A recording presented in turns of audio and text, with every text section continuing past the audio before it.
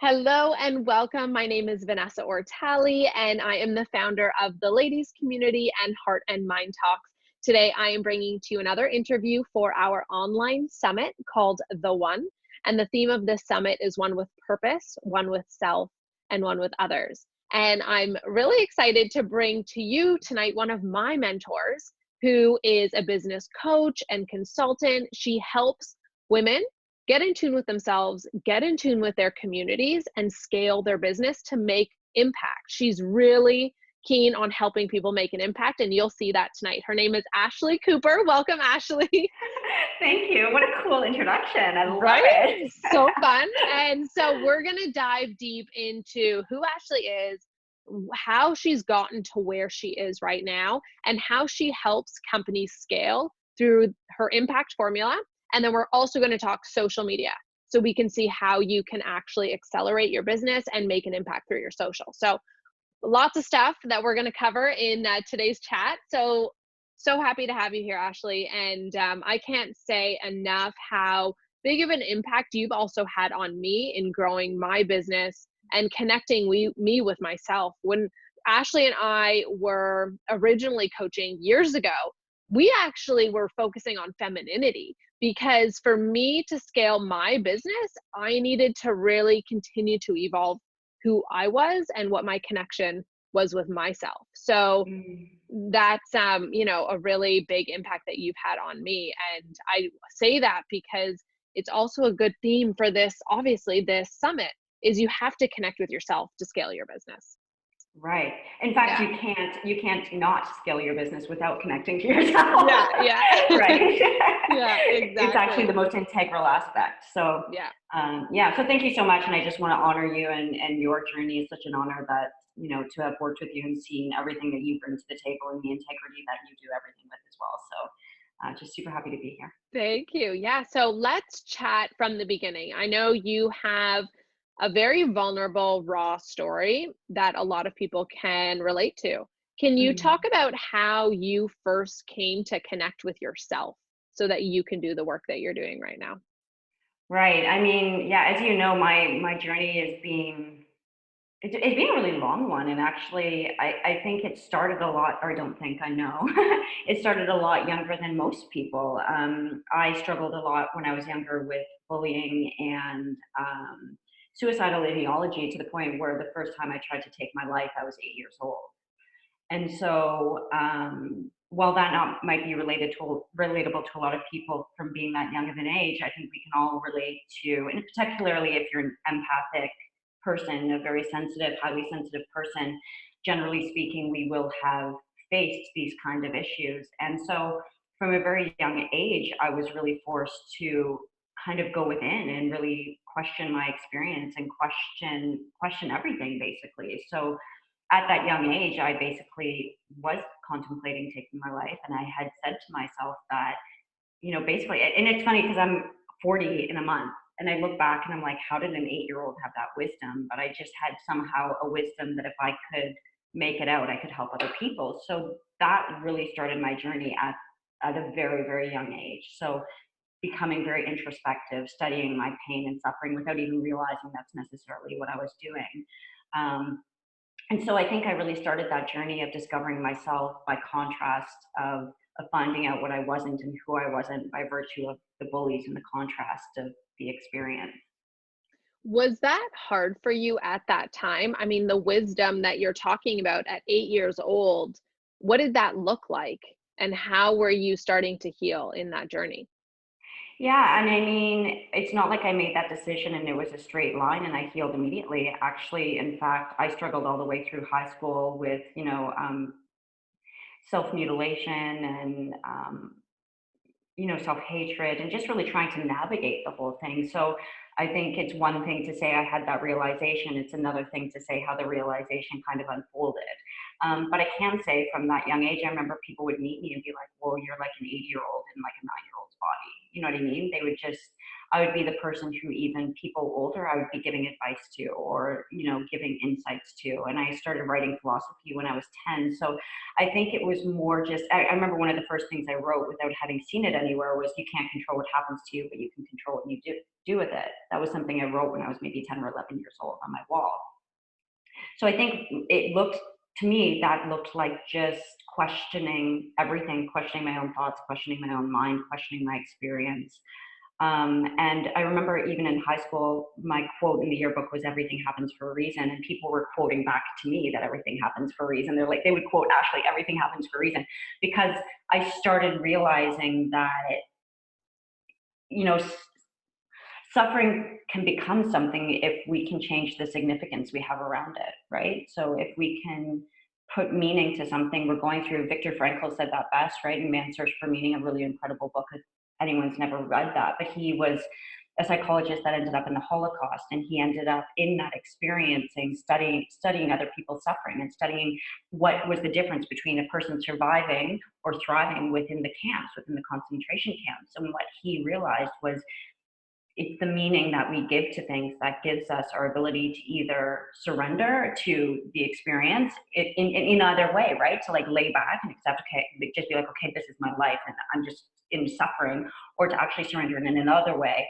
and create meaning and purpose out of what we've experienced. And so I don't know if that answers your question necessarily, but yeah. What was the name of that book? I haven't read that. Oh, right. So Man's Search for Meaning. Man's Search for Meaning. Yeah, it sounds beautiful. Yeah. Oh, it's an incredible book. I recommend it to everyone. I can't believe I haven't recommended it to you before. It's right? Yeah. It wasn't time. Now it's time. Yeah. How did you then connect to your purpose and start coaching? I know you said that you were always giving people advice, even when you were younger, but then how did you turn that into your career? Yeah, I think that didn't happen until later in my life, when I felt, and I mean, we're always on a healing journey, so I'm not sitting here pretending that I'm complete on my journey either, but I got to the point where I felt like I'd done enough work. I traveled, there's so many aspects of my story, but I followed my soul for 2 years and just literally went on a journey of fear of faith when I was 23. Ended up in a 21-day vow of silence by then, where I really met my own mind and the suffering within my own mind. And then I took about 5 years to process all of that and to really have a new relationship with the experience of my suffering. When I had my breakthrough in the 21-day vow of silence, I realized I had a very deep realization of the fact that, I'd always been, what had basically happened was that on day 7, I was sitting there, and you're in the vow of silence. You can't talk to anyone. You can't really do anything. You just are forced to go within. And I will never forget that my thoughts escalated to such a point that I remember the last thought I thought was, oh my God, my parents are going to pick me up in a Thai mental institution, because I've finally lost my mind. I was in Thailand by myself at the time, at the end of almost like a 1.5 year long journey. And I just remember that being the thought, because I had actually met the monsters in my mind. And I talk a lot about the two voices, the voice of fear and the voice of love, the two wolves. There's a Native American tale about the two wolves that live within us all. And it's this Native American grandfather who's talking to his grandson around the fire. And he said, "Grandson, there's two wolves that live within us all, and they're constantly at war. And the one wolf is the wolf of love. It represents compassion, peace, serenity, empathy, all of these beautiful peace, like all of these beautiful emotions. And the other is the wolf of fear, and he represents, anger, resentment, hatred, betrayal, all of these nasty emotions that we try and I don't want to say nasty emotions, because that's actually labeling them. A lot of emotions aren't bad. Do you know what I mean? Anger can be a useful emotion, but it depends on how we channel it. But regardless, for the intents and purposes of this story, he's saying we have these two wolves that are within us all, and they're constantly at war. And he's telling the story, and the grandson is getting more and more scared. He's like, grandfather, which wolf wins? Which wolf wins? And the grandfather says, the one you feed. Yeah. And so that was the experience I had in my mind at that time, was that it was like every single voice that I'd ever struggled with in my entire life, the voice of like, everything happens for a reason, and I've gone through all of this suffering so I can help other people, and I have this victor mentality in my mind, and like I'm here for a reason. I'm like an amazing person. I've got a good heart. I'm a smart woman, like I'm an incredible person. And then this other voice is like, who the fuck do you think you are to be doing this? Who do you think you are? Look at what you know what I mean? Like, who are you to be helping other people? You're stupid, you're worthless, you're this or you're that. And the voices were literally fighting in my head. And it came to that escalated point where I was like, I remember just being like, I'm literally gonna, I'm like too crazy to even want to kill myself at this point. Like I'm so nuts. Like someone's gonna have to pick me up in a mental institution. You know what I mean? Because it was Wow. so. And then I sat with it and I breathed with it, and I didn't have a choice but to go deep within my body and just be with those thoughts and find some way of loving those thoughts. And at one point, the thoughts just like everything just it went from being like to just like total. And I've never experienced something like it since. It was I didn't have a thought. There was nothing there other than presence. It's, I guess, what Eckhart Tolle calls the now. You know what I mean? Yeah. And I think that there's a little bit of weirdness around that too, because it's like we can't always live in the now. You know what I mean? We are a human being having a human experience. But in that moment, I did experience and have a taste of that pure presence. And I realized that I was neither the voice of fear or the voice of love. I was so much of a bigger presence than either of those. And Mm. that I spent my whole life trying to run away from my experiences and I was trying so hard to wrestle with my mind that I didn't understand if I could just stop long enough and listen and give it love and presence, that it was okay. So the moral of the story is I didn't have to travel around the world. I didn't have to do these million trillion. I got my yoga certification. I'm certified in 2 different types of yoga, my Reiki certification. I've done these vows of silence. And of course, that was all an important part of my journey that led me to that moment. But the fact of the matter is, all of that piece was already there. And then how I decided to get into coaching after that was that it took me about 5 years to even integrate any of that information and actually have it become a part of my under I just, and it wasn't a conscious decision, but I just think I knew within myself that I had to take some time to embody it in order to be able to relay that essence, that wisdom, or that kind of understanding to other people. So about 5 years after that, that's when I really started. And of course, I was giving advice and talking to people and always helping people. But when I really felt like I had embodied it, I was about 33 or something like this when I Hmm. actually finally started, like, charging and building my coaching business and stuff like Yeah. that. And that's why I love what you do too, though, because so much of business and how you coach is helping to implement the mindset, the being, the service Mhm. into business, and then helping men and women to make money from that. Not Right. from a selfish standpoint, again, coming back to impact and intention, but so often when we try to implement mindset, we lose that like business mindset. Mm, We don't structure our business properly, and then we're we're not making any money and we're not able to make the impact. So right. that's, what even within your impact formula, you've been able to integrate both the mind, the body, so that you can actually make an impact with your clients. Yeah, thank you so much. And it's really, I mean, I started again, like I did mindset work and I created my 6 days of alchemy. I started that, what, 6 years ago, 7 years ago? I can't even remember. Like time is such a weird thing, But then I built all of my programs around that. And I had built businesses. Like I built this massive global organization. We appeared all over 100 newspapers around the world. We created this massive like web series. I did all the filming, photography, branding, social media, PR, marketing, everything for it. So I had an understanding of the business side, and then I became an integrity with the mindset optimization side of that mindset and being able to really optimize who we are energetically, mentally, emotionally, physically, spiritually. But yeah, and I started to realize that a lot of people, because I'm really good at strategy. Like I'm an exceptional strategist. That's one of my strengths. But I think a lot of people try and apply strategies without optimizing themselves, and then they wonder why all of these business techniques and tools and things don't work. And it's like, well, because on some level, if you're not standing behind what you do and you're not in alignment with what you're offering, if you're not if you're not completely optimized for what you're offering and for the impact you want to have, or even the income you want to make, or what even your own personal values are, your no strategy in the world is going to work for you. It just won't. Yeah. Yeah. And it doesn't. And then people are like, why is this person making like multiples millions and I'm doing the exact same thing? And even my offer is just as valuable, if not more. But why am I not making the money? Yeah, it's true. And then if you have that foundation, you can also pivot easier. It doesn't matter what Yeah, your structure is. You can change your structure and you'll still be successful. totally. Yeah. 100%. Mm-hmm. So let's break down this impact formula for people to actually implement in their lives and in their business. Yeah, sure. So the first step is optimize.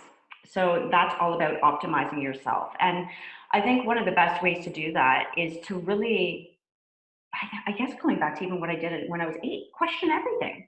Question everything about what you see online. If you don't buy into anyone else's stuff, always go back to yourself and really ask yourself, what do I want? You know what I mean? What do I personally want? Who am I? What impact do I want to have? What do I even want my life to look like? And how can I optimize myself to be the person who wants to have all of this stuff, right? It's like coming from that. Optimizing is all about, a lot of people want to create something, but they want to have it and then they'll do the thing and then they'll be the person. But optimizing is more being like, okay, this is what I want to create, but this is who I need to be now. So you be, do, have. You be the person so that the actions spring forth from the being, and then you have the thing.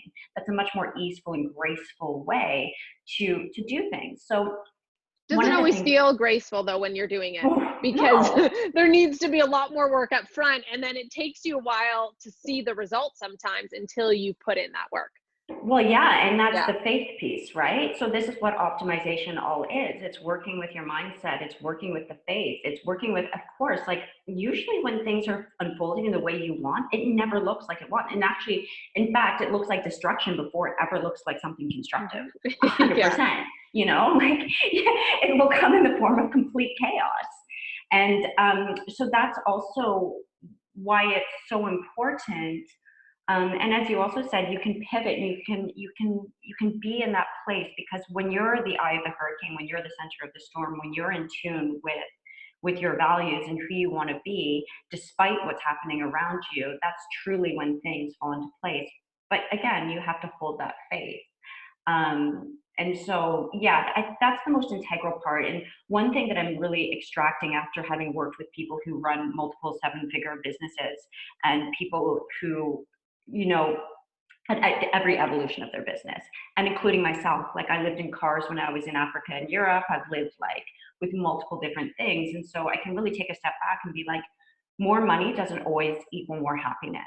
And so even when we're scaling our business or we're growing our business, and even if you're just about to build your business, that's the best opportunity for you to ask yourself what you want. Because I work with some people that are companies that are ready to scale to the multiple 7-figure thing. And I'm like, is that what you really want?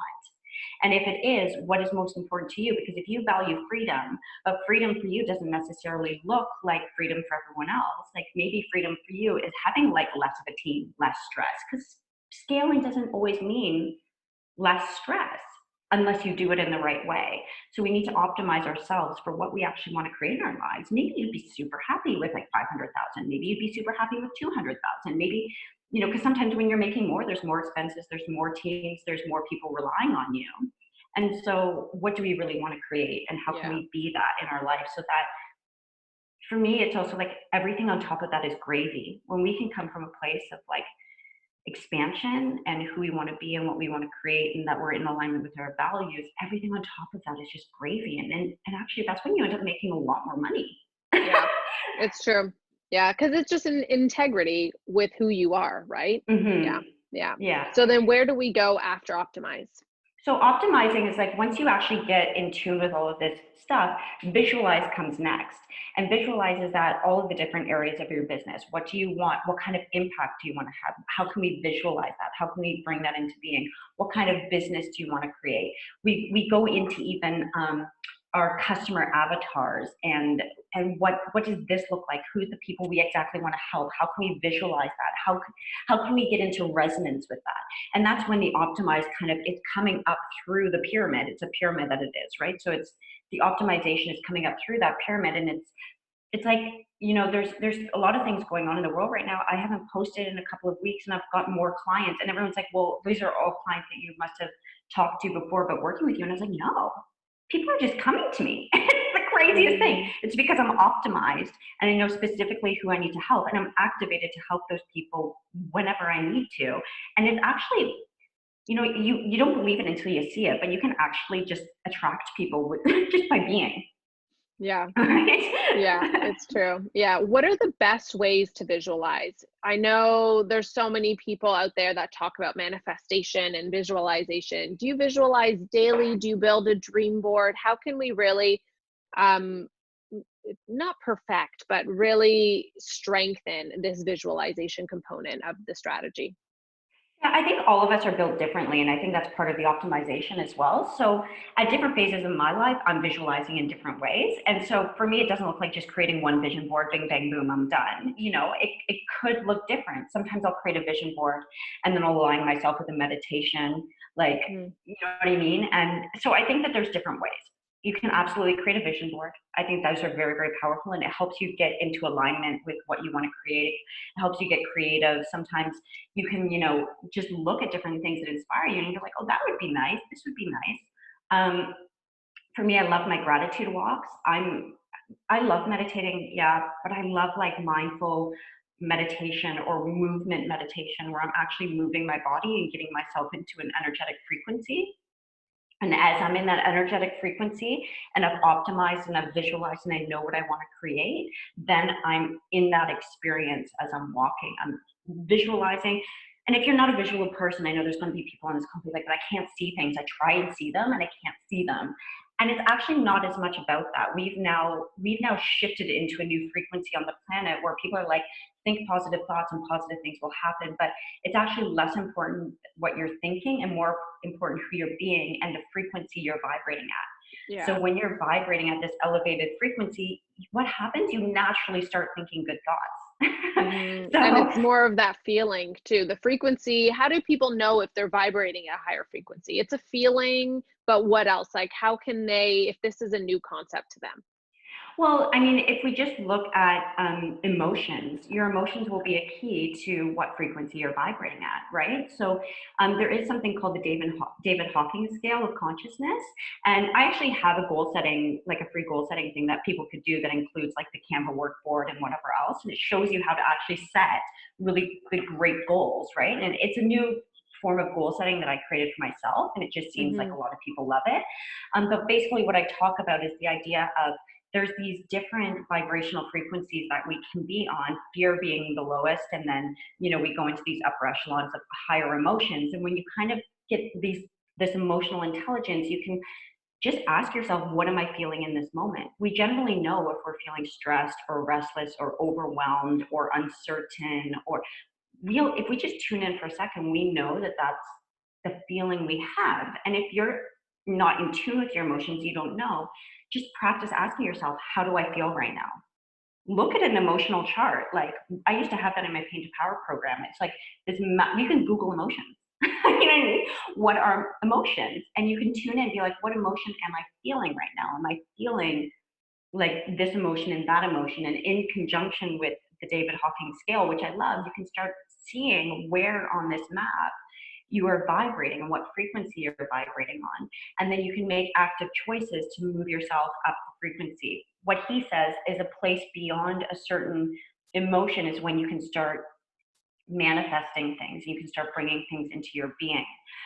But I also want to be very cognizant of not being just very bypassing because I don't think quote unquote negative emotions are negative, as I said before.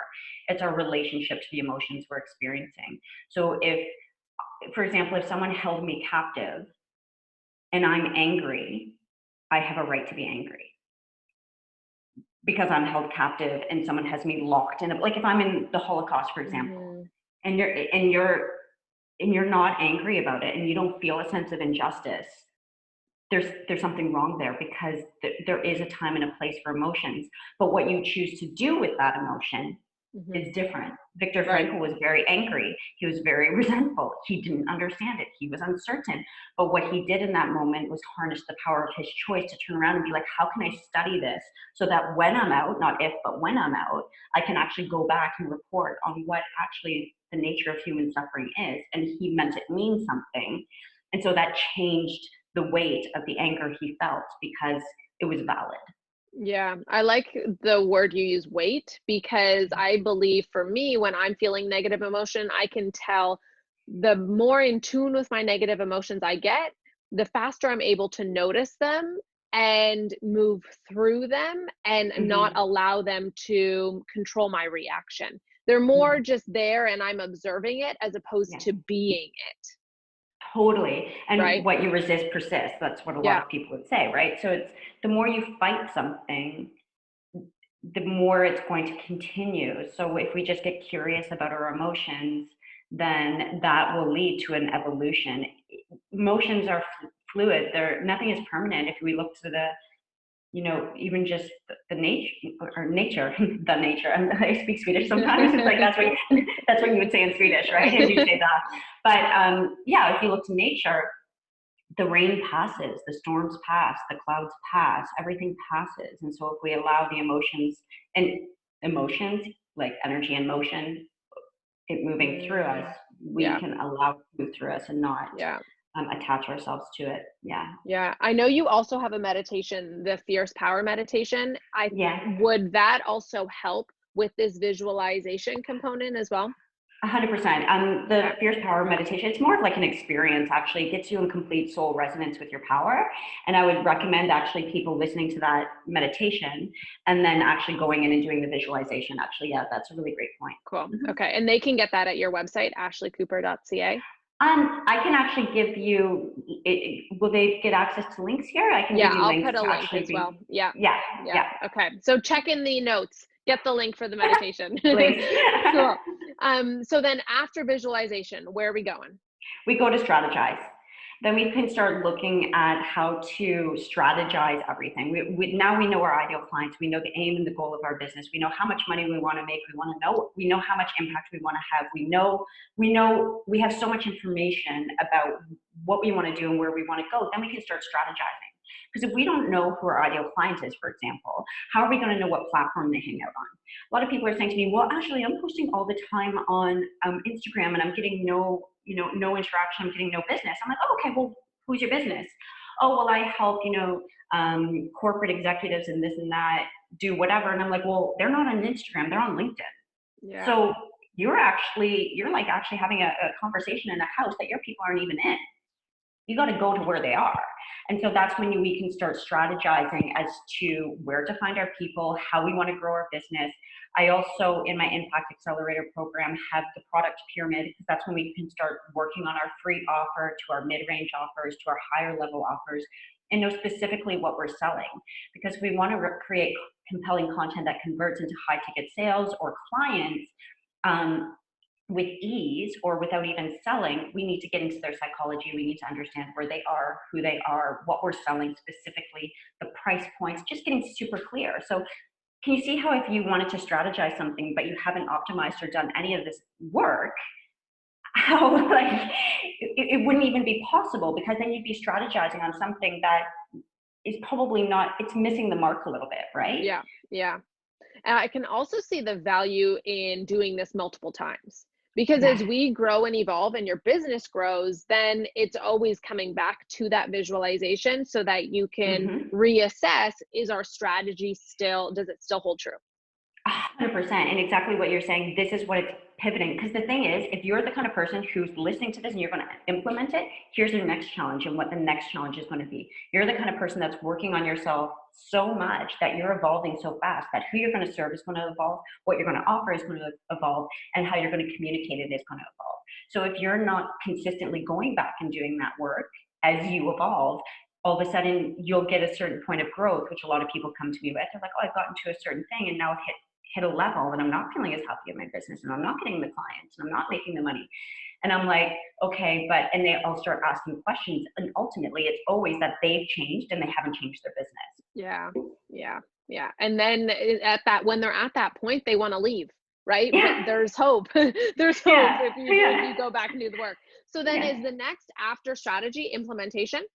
Well, the next is magnetize. So then once you Okay. have a strategy, you need to magnetize your audience, right? You need to, like, strategizing isn't enough. We need to attract and Mhm. magnetize our ideal clients, right? So far we have optimized, visualize, strategize, now magnetize.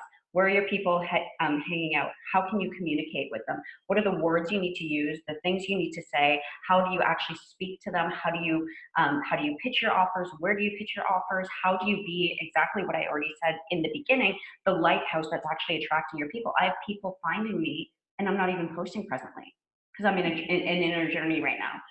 But Yeah. people are finding me by my being, just by my essence. It sounds insane, but it's true. I wouldn't believe it if it wasn't happening to me, to be fair.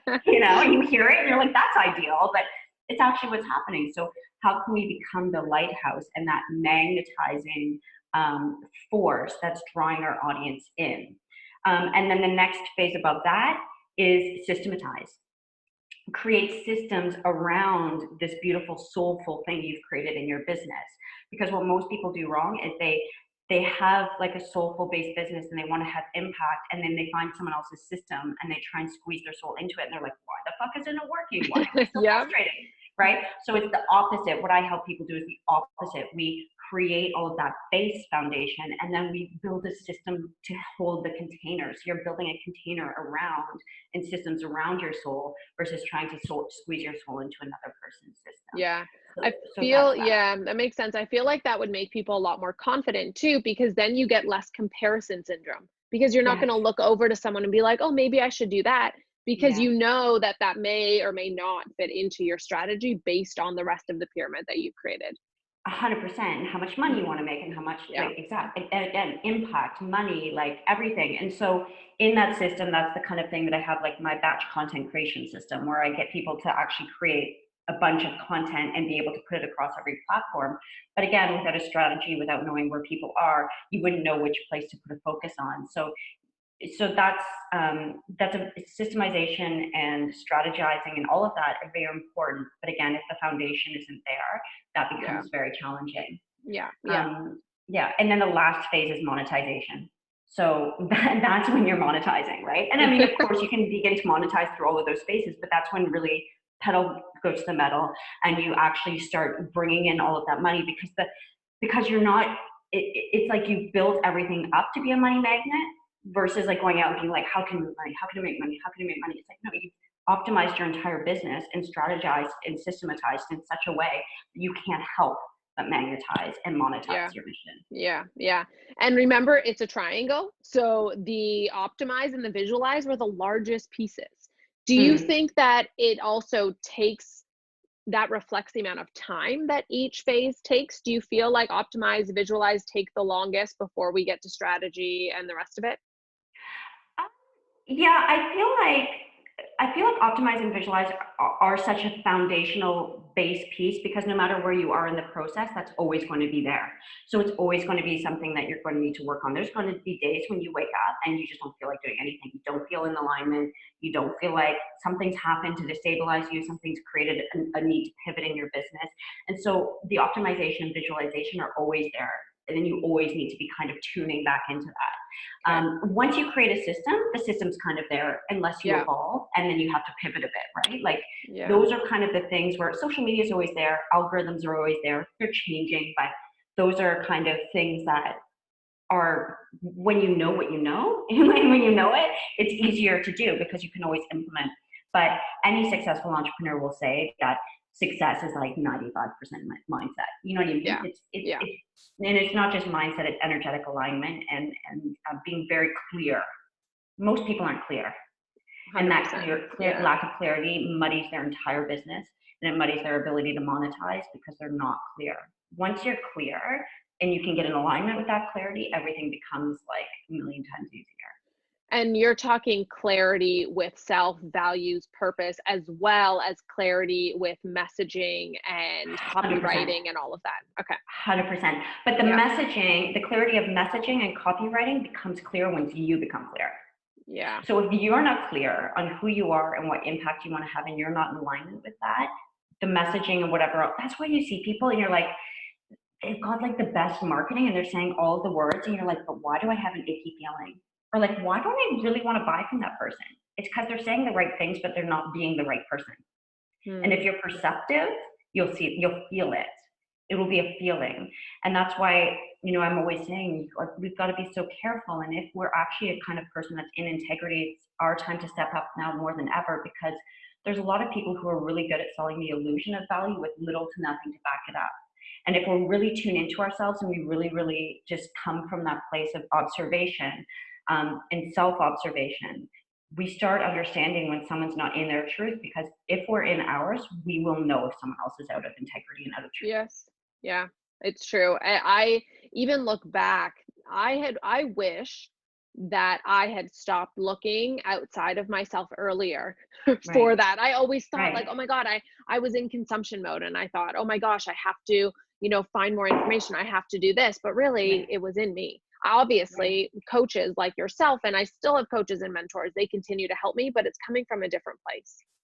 right, totally. And Yeah. I think we always have to. I think it's an integral part of the process to be taken out of ourselves to find who we are. Like, I'm still Mhm. finding that on my journey all the time. Like, you might meet someone who shows you a part of yourself you didn't know was there, that pulls you out of your alignment or out of your integrity. And by virtue of coming out of yourself for a minute, you go back to yourself and you're even more clear on who you are. And so Mhm. I think all of that contrast is quite important, Mhm. in order, because I just feel like if we weren't learning by contrast, we wouldn't even be on the planet. Do you know what I mean? So I think there's a part of us that's like we're so connected, that part of our experience is to be able to learn who we are by virtue of who we aren't. And I think without that reflection, we wouldn't be able to do that Yeah, yeah, 100%. I know you're a really great copywriter and your content creation course and accelerator program, I mean, amazing reviews from people even within our community. Can either. you talk to that? What are some common mistakes that people make in their copywriting and in their social media in order to connect with their community? I think firstly, making an assumption about what people need to hear. Assuming that you need to speak in a certain way. It's really interesting because there's a difference when you're posting from a place of energetic alignment. So I actually have meditations in my course and stuff like that, where I actually get people to listen to a meditation and they leave themselves aside and they actually step into the body of their ideal client, and they step into their frequency and they step into their experience. And when we can step into their experience and we can really understand um, who they are and where they're at, we can begin to lead them where they need to go. And I think that's the biggest thing. It's like, and also one thing that I've noticed has been a really big change in the vernacular of how I've spoken. I really transitioned out of some posts I'll say me or I, but a lot of my posts now say you. And it's an invitation for us or we or you versus I. And when we do that, we pull people into the experience of being about them or about us as a collective, and you get a different result and response. It's more of an invitation for someone to reflect on themselves versus there's a difference between inspirational posts and informational posts. When we're inspiring, we're saying, here's what I've gone through, here's what I've overcome, here's whatever, and you can do it too.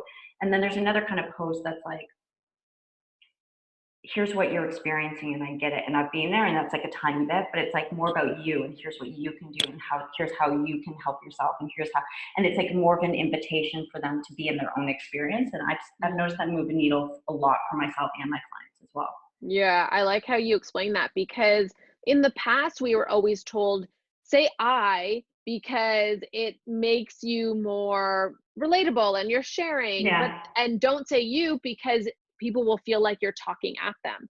But I right, love the way that you explained it. And I want to highlight when Ashley was describing that example, she also talked about here's what you can do. She's always looking right. at providing value to them so that they can take action from the content that you're creating. Right. Yeah. Yeah. Thank you for pointing that out. Yeah, it's true. And I really have noticed a significant difference in my engagement. So again, like this is where we always need to have our finger on the pulse of the planet and our Yeah. people, right? We always need to. really tune into, what their experience is and what they need. And again, like, and I think it's always like ask people what they need, but read between the lines, because what most people will tell you they need is what they think they need, but what they actually need is something even deeper still. So it's Mm-hmm. like listen to what they say, but more importantly, listen to what they're not saying and feel what they're not saying. And then call that out in a way, and you'll see a significant difference in the way people are engaging. What do you think people need right now? Need? I think there's a massive invitation for everyone to do exactly what we're talking about on this call, to go within and find their own truth. Mm-hmm. Right? And I Yeah. think, yeah, I mean, and even the word need, I'm like, does anyone really need that? I don't know. Like, I think there's an invitation. I just feel like there's a massive opening and opportunity right now for us to learn who we are by virtue of who we're not. That means Mhm. systems crumbling. That means the way we see celebrity. That means the way we're outwardly focused, looking for certain things. That means, in this current corona crisis or whatever's happening on the planet, looking at the restlessness that we're feeling when we can't go out, when we can't engage, when we can't interact, because on some micro level, I feel that people are experiencing what I did on my vow of silence, which was meeting the two voices within my head. And I think that that is the massive opportunity for the planet. Um, and I think that that could be a massive catalyst for growth, because what if not even like the majority of the planet, but a lot of people on the planet could come to that realization of we are so much more than the thoughts we think, but the presence that surrounds it. And if we could just come from that place, the marketing wouldn't be a fucking problem, would it? Because Yeah. we wouldn't need to navigate our ego in order to speak from our heart.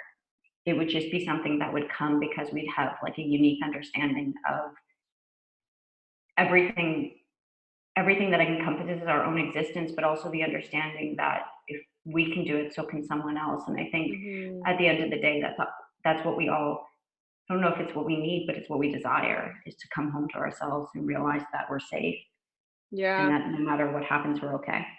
What would you tell that person that believes that he or she is talking from the heart and is aligned, but isn't necessarily getting the feedback and or acknowledgement from their clients that they're looking for? Right. So you're saying that if someone's posting Mhm. and they're feeling like they're aligned, but they're not getting the reaction that they Mhm. want, right? And I or mean, aren't growing enough? Is it just a patience thing or I mean, maybe it's patience, maybe it's also looking deeper. I mean, in your experience, what have you seen when looking at that optimize and visualize? If they're doing the work, how soon can they start to see results? right. Yeah. And I think that that's it, because I'm looking at when you're saying that, I'm like, there's been different times in my life where I've needed to pivot. And there's been other times in my life when I've needed to be patient. You know what I Yeah, mean? So I'm like, yeah. how, and again, that's the invitation to go within, because we always know the answer. If I was in a coaching call, I'd be asking questions and I'd be digging deeper and I'd be really helping that person open up to see what they can't see themselves. Sometimes we can't, it's sometimes it's challenging for us to see ourselves because we have filters in place that like incapacitate that. So as much as I'm saying go within, sometimes maybe if you don't have a coach or you don't have someone, can you have a conversation with a friend and just have a talk around it and see where you come around? Like by virtue of that conversation, you're like, okay, well, there's two things that I'm thinking. Part of it could be that I need to pivot. And maybe another part of it, and I've done this with friends before. I've been like, okay, I'm not calling for advice. I just need someone to be a sounding board and just listen to me talk. Because I feel like if I talk, I'm going to talk myself into a solution. You know what I mean? And Yeah. so if that was the question, I would actually ask someone to invite someone to have a conversation with someone and be like, okay, well, if it's about me needing to pivot, how do I feel about that? You know, when I'm putting out my offers and no one's engaging, how do I feel about that? Am I pushing an offer that doesn't feel aligned with me anymore? Why am I questioning it? Because the thing is, actually, as I'm talking myself deeper, you're witnessing me talk myself deeper into it, right? Amazing. Yes. Love this, everyone. So that's what I would do. My process would be like, okay, but why am I questioning it? And then you could actually investigate. If I believe, like I believe, like I believe, like I believe that this is an offer that people need, that's an offer that is going to provide value, that it's an offer that I am completely aligned with, and that if I'm optimizing and visualizing, it's completely aligned with the impact that I want to have on the planet, I would double down. I would post more. I would write to people. I would be getting people. I've done this before. I'd be getting people like on a call or messaging my ideal clients and being like, hey, can we have a conversation? I would not fucking stop because I believe, like I believe, like I believe, like I believe that this is my mission, this is my purpose, this is what I'm here to do. Do I need to pivot my marketing a little bit? Potentially. But I'll also reach out to my ideal clients and start sourcing someone from my group or one-on-one clients that way. If I'm not that passionate about it, if I'm not that dedicated to it, and I'm not that committed to it, and if I don't believe in it that much, I'm not being the person that's optimized. So that's Mm-hmm. already the disconnect. So then the Mm. next question would be, how could I pivot so that I am aligned and I am excited and I do feel like I'm making a difference? And I'm not saying that you would get an answer straight away. I've had that in my business where I waited patiently for like 4 months. I had an offer that was selling like crazy. I had my confidence course. I had people asking me to go on my next retreat. I left like multiple thousands of dollars on the table because I knew that something new was trying to emerge and I didn't feel aligned anymore. I was actually selling. I just didn't feel aligned anymore and I couldn't understand it. And because I was in integrity, I was like, I can't do this anymore. But after that, after months, I actually finally sat down and I was like, I am not sitting down until something new comes out of me. I sat here and stared at my computer. This is not even a joke, for like 4 hours, just at the computer. I'm like, I'm not moving. If I have to sit here all day and nothing comes out, well, then that's what's going to happen. All of a sudden, I started typing. Within 2 days, I put together my entire Impact Accelerator program, the 36 workbooks, the plan for the 36 videos, my entire membership site, and I sold it out within 3 weeks. Wow. But that didn't happen in 2 days. That took Mm-hmm. 4 months of me just being restless and feeling confused and frustrated and actually having multiple conversations on the calls with friends being like, why don't I know? And they're like, well, what do you do? And I'm like, I don't know. I don't know. Like, why don't I Yeah. feel like it's aligned? And I just couldn't figure it out. So I try not, I think it's very powerful. I kept being like, I wish I had a me for me at that time because I just Yeah. wanted someone to get on the call and be able to pull it out of me. But I think part of my experience needed to be that I found it within myself. I don't know Mm-hmm. if that helps answer your It question. does, yeah, and I think that's really helpful. I love hearing the questions that you would ask yourself, and it really relates really, really nicely to the optimize piece because Right. optimize is question everything. Right. And I think that that is just a really great message to end on of question everything and know that the truth is within you. Is there Mm. any other message that you want to leave people with as we finish up this chat? I think that again, I think the invitation right now for those of us who have impact or are meant to have impact is to really go within. If that means that you need to take time in order to align with what you truly desire, I think that's what you can do. Should is not necessarily the word I want to use, but that's what you Mm, can do, and I think that's what the most powerful thing to do would be. And also know simultaneously to have a good bullshit meter as to whether or not you're upper limiting yourself and you're holding back because you're scared. Because actually, simultaneously, as much as I'm saying, the power is in the pause and to reflect and pivot if you need to pivot. The world needs people like us now more than ever. And so show up in a way every day that you can, with as much integrity as possible, and always tune in and ask yourself, how can I be of service today, even if it isn't that massive launch that you want or that massive whatever. How could you be of service in every single day? And that's the kind of thing that opens your heart into actually allowing yourself to align. And that's actually what creates the optimization, because as long as our heart stays open and we stay in the power of service, everything really unfolds and will be shown to you. yeah, that's beautiful. So this is your invitation officially, if you're listening, to open your heart, connect to the truth of who you are, and really step up and be that leader in the world that we know that you can be. So if people want to find you, Ashley Cooper, where can they find you? I would love for them to find me on Instagram. Actually, that's the place I'm most active. I love a little voice note. I'm just really craving connection right now with everyone. So I just like a voice note or just send me a DM or whatever. I'd love to follow you back and just learn who you are and connect, like actually connect.